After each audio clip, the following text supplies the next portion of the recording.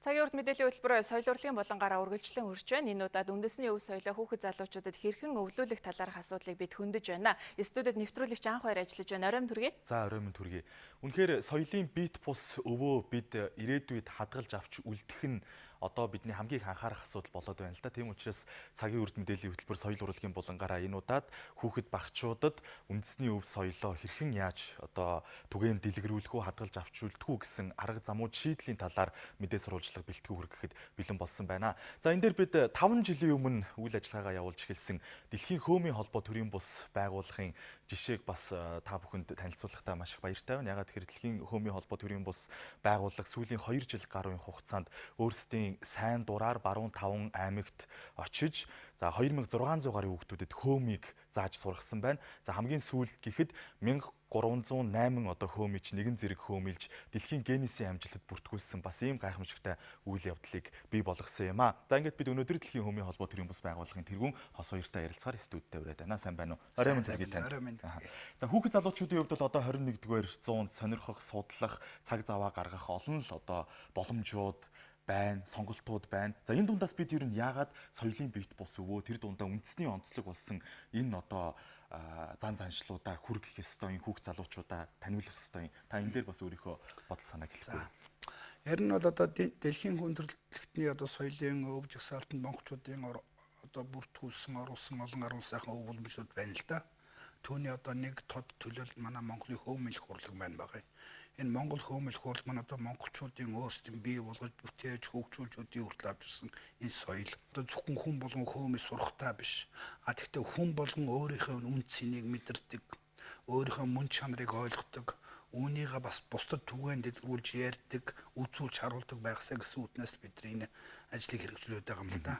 2600 гаруй хүүхдүүдэд яг нутагт нь очиод хөдөө байгальд ингээд хөөмий зааж байгаа зургууд дэлгэцэн дээр харагдаж байна л да. Ингээд хүүхдүүдтэй уулзахад хөөмийг сонирхож байгаа тэр сонирхол нь хэр сайн байна. Ер нь одоо юу гэдгийг бид нэр сонирхсон эсвэл хөөмий сурыг гэсэн хүмүүст нь л ингээд сургая заая гэд ингээд хүлээгээд байж явах хэрэгтэй юм уу? Эсвэл ингээд очиод энэ тухай мэдлэг боловсрол ойлголт өгөх нь илүү үр дүнтэй байдаг юм уу? Тэг яг хоо домчууд бид нар одоо ярьдэн штэ залуучууд одоо энэ өв соёлоо сонирхгүй байна. Энэ төр гэл ярьдаг. Тэгээ бидний зүгээр ингээд сая өнгөрсөн 2 жилийн хугацаанд туршлаган дээр хараад байхдаа залуучууд маань сонирхгүй ш бид нар залуучуудаа хүргэж чадахгүй байна. Яг ингээд нөхцөл байдлаар очиж хүүхдүүдтэй уулзаад ялангуяа тэр хөдөөний бас ахуй амьдралаа мэддэг хүүхдүүдэд тэр орчин тойронд нь таарсан нэг бол хоцсуурын газрын хүүхдүүдийн орчин тойронд нь таарсан сэдвүүдээр барьж аваад тэрэн дээр тулгуурлаж одоо хөөмний тухай ойлголтыг тэр хүүхдэд өгөх. Түүн дээрээ тулгуурлаж бас тэрийг зааж сурахад хүүхдүүд илүү их сонирхож байна. Тэр нь одоо юу гэсэн үг вэ гэхээр бидний одоо хуучин уламжилт заадаг байсан арга маань орчин үеийн одоо энэ нөхцөлд болохоор хүүхдүүдийн хэрэгцээ шаардлагыг бас бүрэн дуран хангахаа болжээ. Тийм болохоор өнөөгийн цаг үед одоо тэр хүүхдүүд юуг мэдэрч чинь юуг сурах гэж эрмэл сэтгэмүүлж байна. Тэр арга барил дээр нь тулгуурлаж хөөмийг заах юм бол хүүхд илүү хүрх юм байна, илүү сонирхох юм байна гэдгийг одоо биднээс энэ жишээ харуулж байна л да. Ерөнхий боловсролын сургуулийн сургалтын систем жишээлбэл хөөмийг тусад нь хичээл болгож оруулах юм шаардлагатай юу?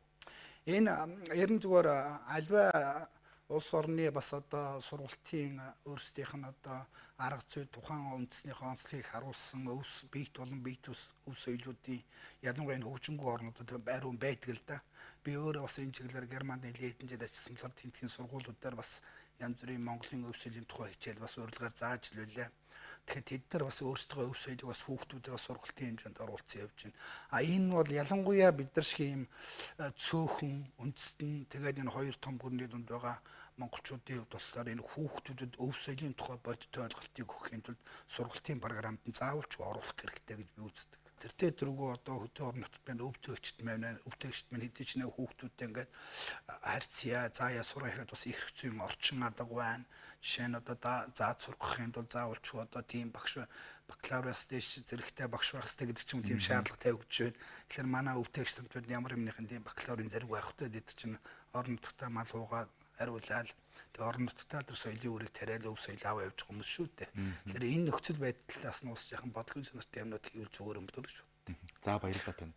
За үндэсний өв соёлоо сурталчлах, хайрлан хамгаалах, ирээдүйн хойч үедээ өвлүүлэх тал дээр хамгийн одоо тод жишээ, сайн жишээ болж ажил хэрэгжүүлж байгаа Дэлхийн хувийн холбоо төрийн бас байгууллагын тэргүүн хос хоёртай бид энэ сэдвээр ярилцлаа. За бид бол одоо цаашдаа соёл урлагийн булангаараа мэдээллийн хөтөлбөрүүдээрээ энэ соёлын бит бус өвүүдийг бас хэрхэн яаж хадгалж хамгаалах тал дээр олон сурвалжлагуудыг бэлтгэж хүргэх болно.